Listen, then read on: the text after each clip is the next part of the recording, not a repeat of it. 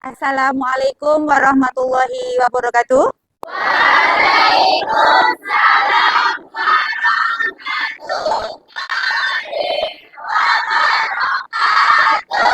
Silakan siapkan dulu untuk anggota ketua kelasnya. Siapkan dulu.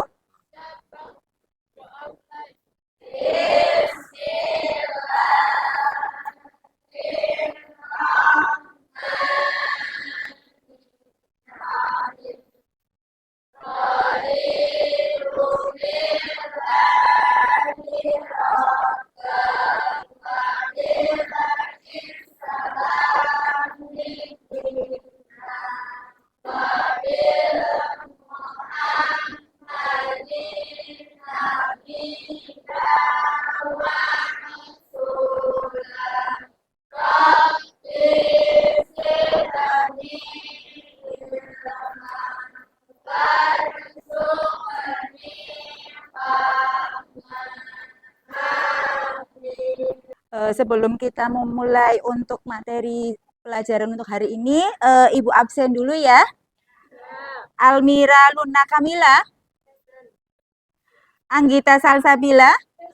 Jadi yang tidak hadir berapa siswa? 3. Oke, sakit semua ya?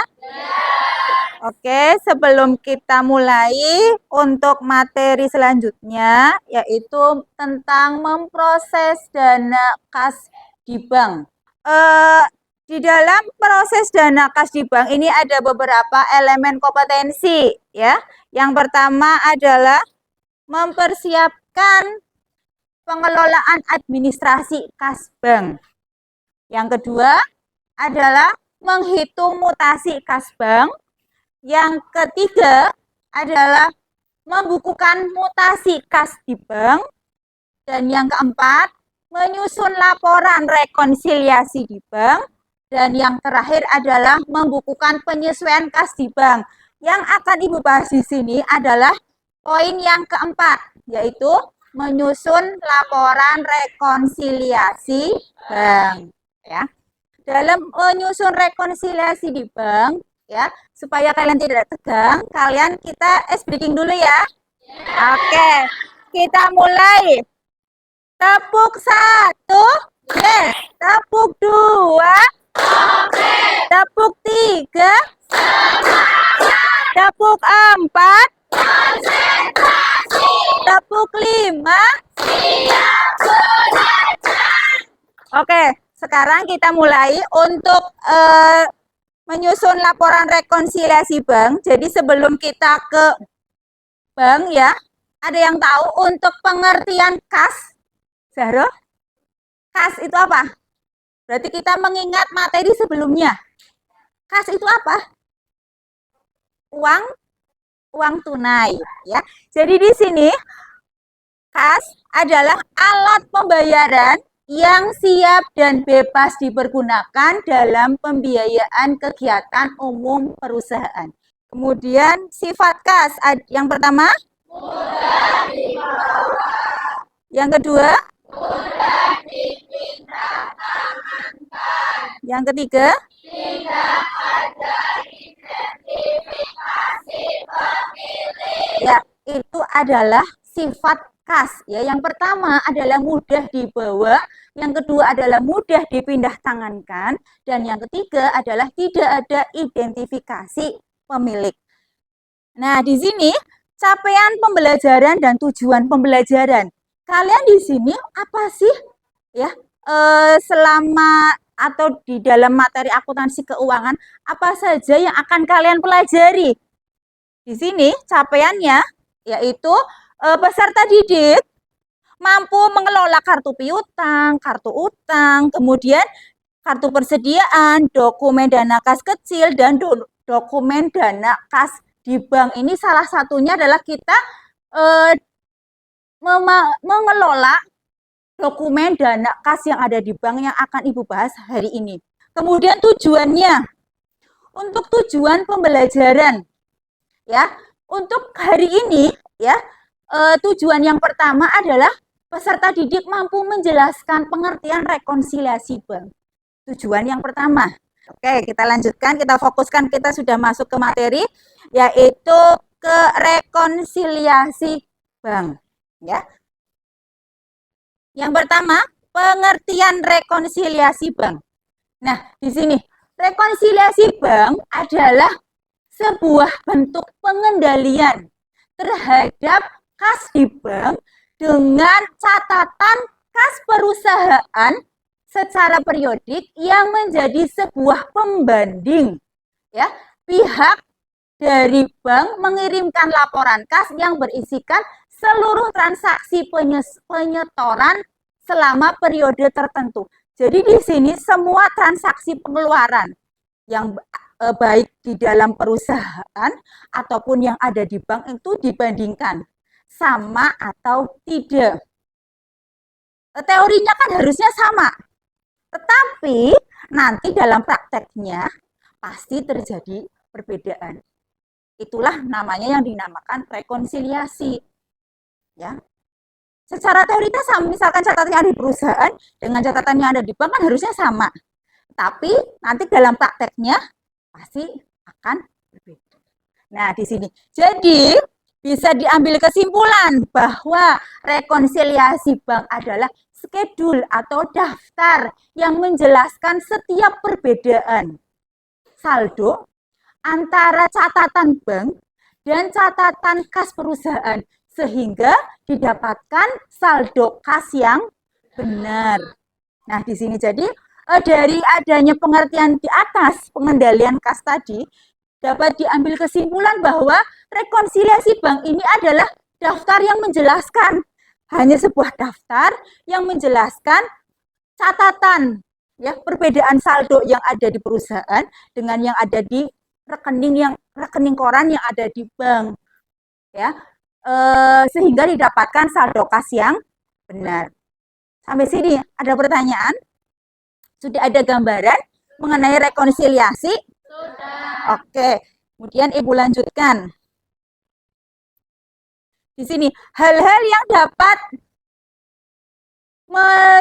menimbulkan perbedaan, ya, digolongkan sebagai berikut. Kemudian yang terakhir adalah kesalahan dalam pencatatan yang dilakukan oleh perusahaan ini bisa menambah ataupun mengurangi. Nah, untuk lebih jelasnya, ya, untuk lebih jelasnya kasus yang mempengaruhi saldo kas atau bank dapat digambarkan sebagai berikut. Nah, ini. Jadi nanti kalian tinggal melihat. Ini adalah beberapa kasus ya yang mempengaruhi saldo kas di bank ataupun yang ada di perusahaan.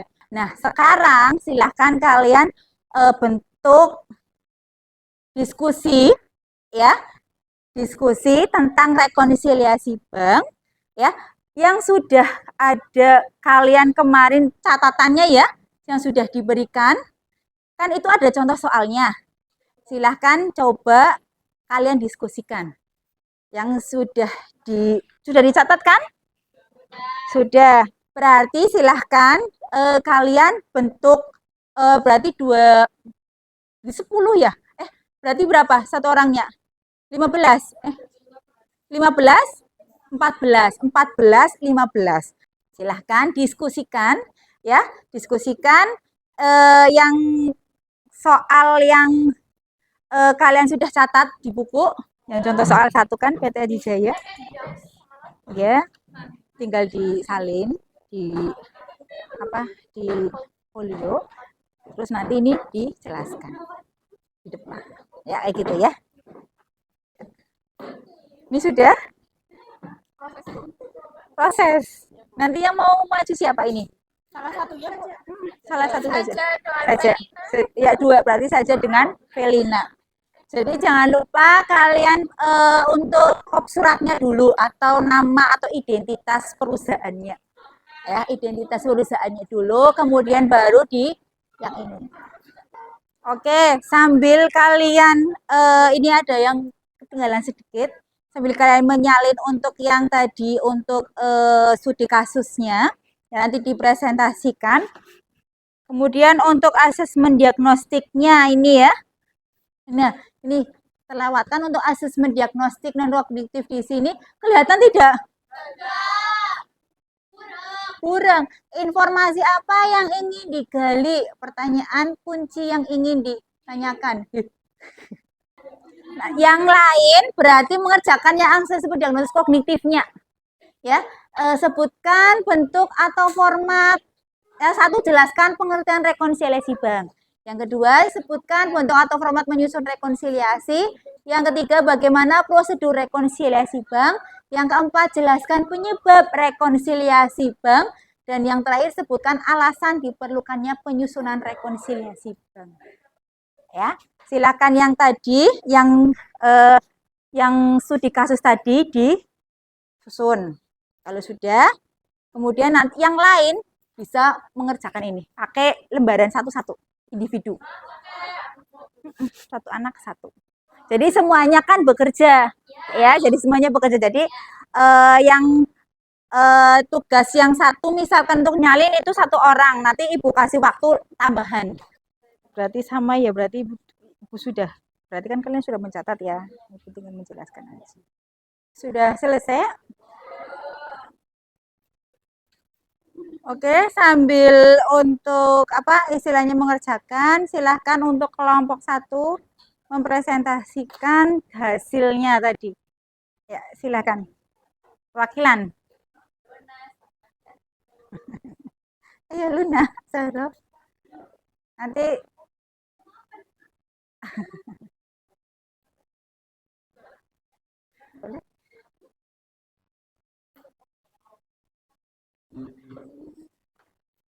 nanti kalian simak ya, teman-temannya.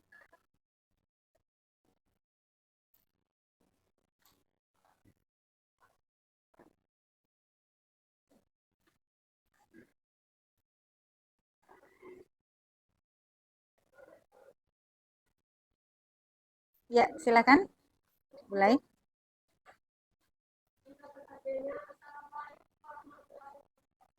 Waalaikumsalam warahmatullahi wabarakatuh.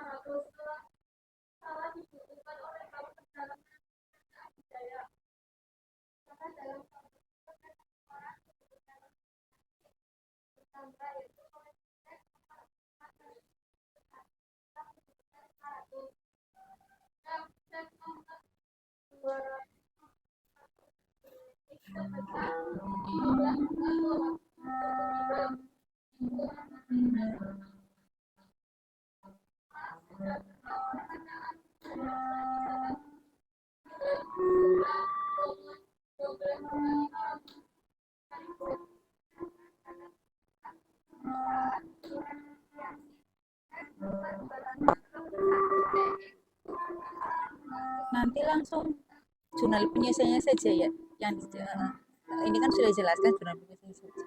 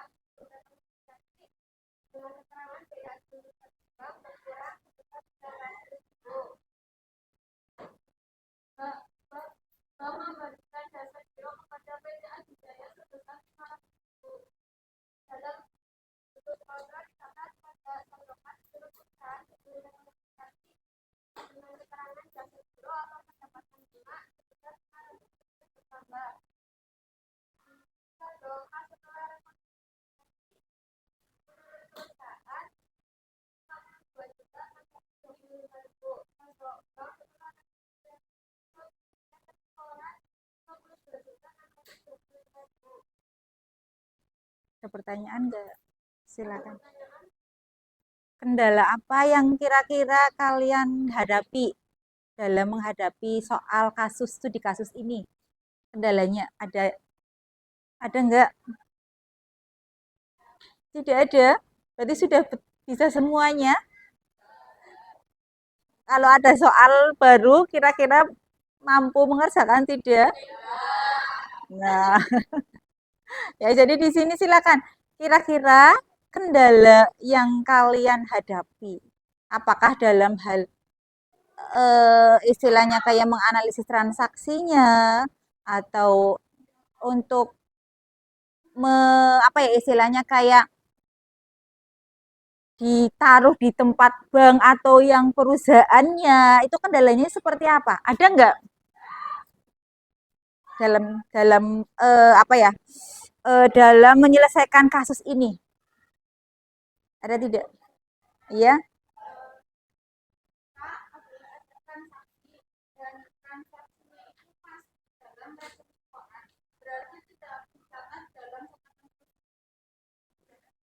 Iya, tidak. Karena sudah ya. Jadi tadi pertanyaannya tidak dicatat ke perusahaan karena sudah dicatat ke rekening koran atau rekening bank. Ada lagi?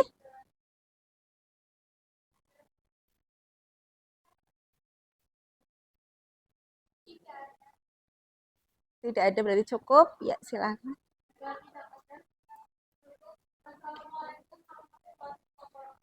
Waalaikumsalam warahmatullahi wabarakatuh. Terima kasih. Ya, silakan untuk kelompok yang kedua untuk memaparkan tentang pembukuan jurnalnya. Ya. Ya.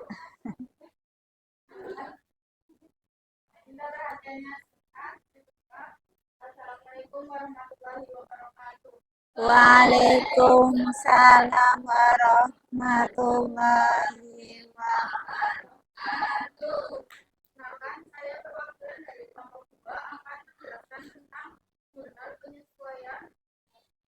Pada rekonsiliasi pada jurnal penyesuaian pada bulan Agustus tanggal 31 pas berada di debit 7.470.000 utang dagang pada kredit tercatat 6.975.000 pendapatan bunga tercatat pada kredit sebesar 500.000 pada tanggal 31 Januari pada debit tercatat utang dagang 4 juta, utang dagang 2.700.000, beban administrasi bank 900.000.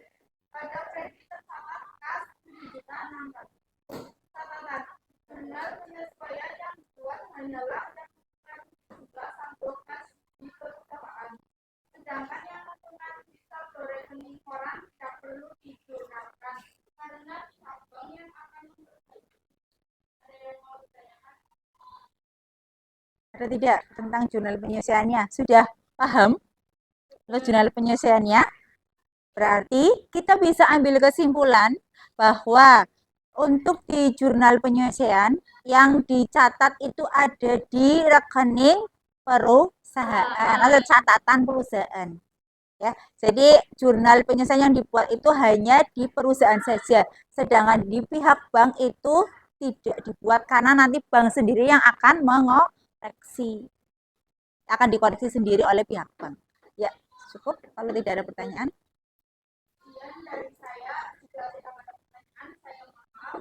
Terima kasih. Wassalamualaikum warahmatullahi wabarakatuh. Waalaikumsalam warahmatullahi wabarakatuh.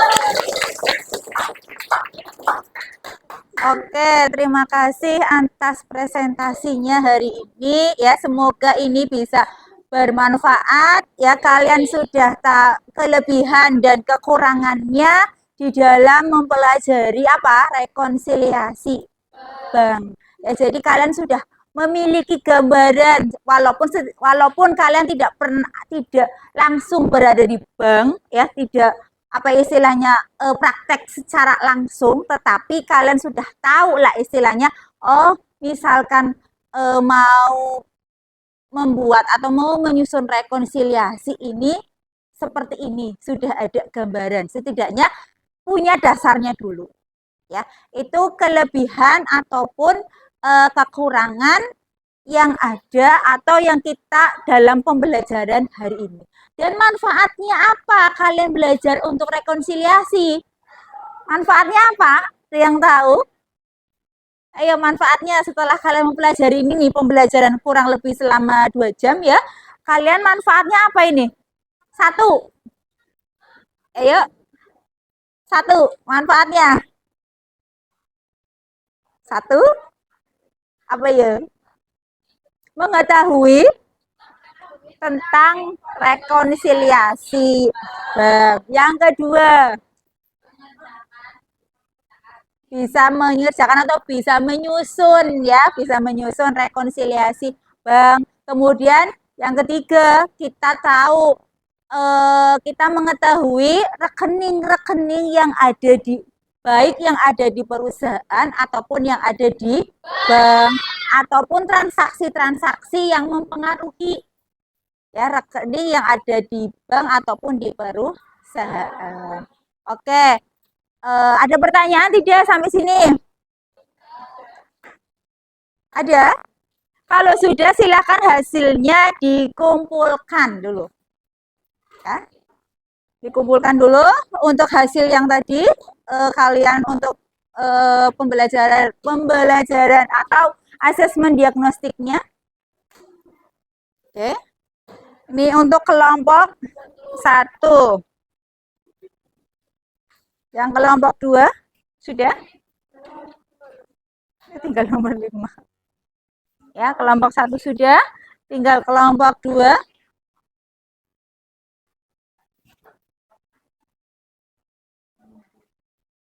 Kita ice breaking dulu ya. Oke, tepuk 1. Yes, tepuk 2. Tepuk 3. Semangat. Tepuk 4. Tepuk 5. Tepuk fokus. Melihat.